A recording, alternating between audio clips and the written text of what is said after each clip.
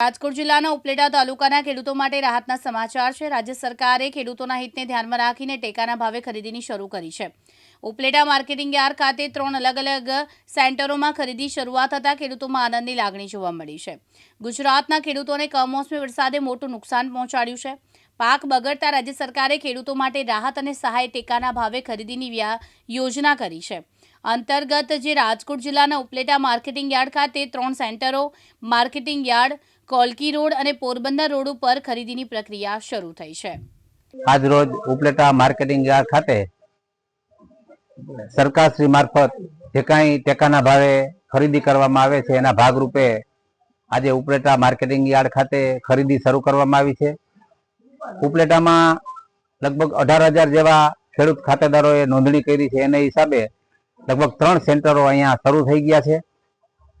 Kolki road ઉપર પણ એક સેન્ટર શરૂ થયું છે અને એક પોરબંદર રોડ ઉપર શરૂ થયું છે। ખેડૂતમાં ખૂબ ખુશીનો માહોલ છે।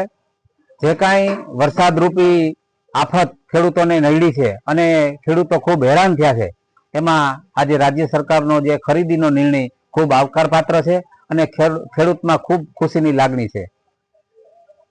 આજથી ખરીદી શરૂ થયેલ હોય, આજે 10 મેસેજ નાખ્યા હતા અને 3 ખેડૂતો આવ્યા છે। હજી ખેડૂતો મગફળી તૈયારી કરતા હોય એટલે આવતીકાલથી 50 થી ઉપર મેસેજ નાખશું અને ખૂબ સારા એવા ખેડૂતોને આ ખરીદી મારફત લાભ મળે એવી રાજ્ય સરકારને આ તકે હું ખૂબ ખૂબ અભિનંદન આપું છું। વિપુલ ધામેશા, દિવ્યાંગ ન્યૂઝ, ઉપલેટા, રાજકોટ।